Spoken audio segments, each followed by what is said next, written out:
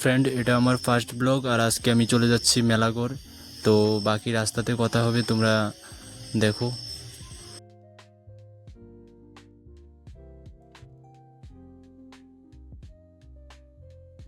অনেকটা রাস্তা যাওয়ার পর একটু জল তৃষা পাই, তো তখন দোকান থেকে একটু জল নিয়ে নিই এবং জল আর কোল্ড ড্রিঙ্কসটা খেতে খেতে সামনের দিকে এগিয়ে যায়। আবারও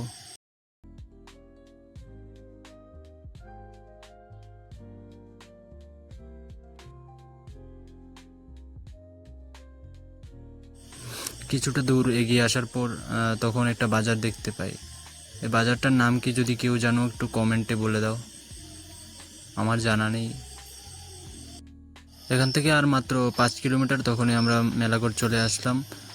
আসার পরও এখানে আমি সাইড করে গাড়িটা দাঁড়াই আর দাঁড়িয়ে দেখি সামনে কিছুটা এগিয়ে যেতেই আমাদের দেখা হয় আমাদের পুলিশ ফোর্সের সাথে, মেলাঘর পুলিশের সাথে।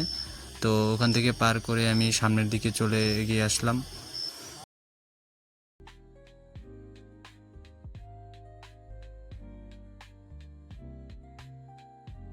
আমি এখানে দাঁড়িয়ে পড়ি এবং এখানে আমাদের রাম ঠাকুরের যে আশ্রম আছে ওটাতে যাই এবং প্রণাম করি এবং ওখান থেকে বেরিয়ে আসি।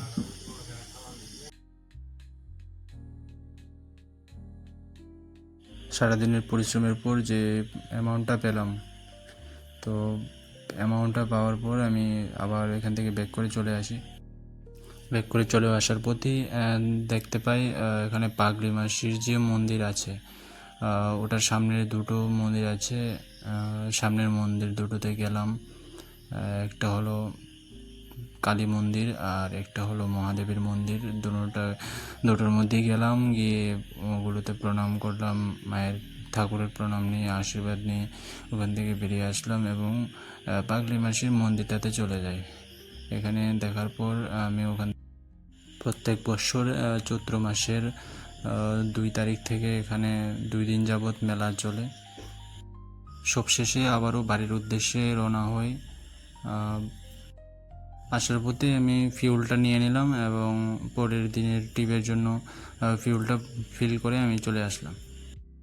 জীবনে চলার পথে আমরা অনেক কিছু শিখতে পারি, আর এই ড্রাইভিং লাইফে আমি একটা জিনিস শিখে গেছি যে বেইমানের টাকার থেকে নিজের পরিশ্রমের টাকা অনেকটাই প্রিয়, অনেকটাই মানে আনন্দ দেয় মনে।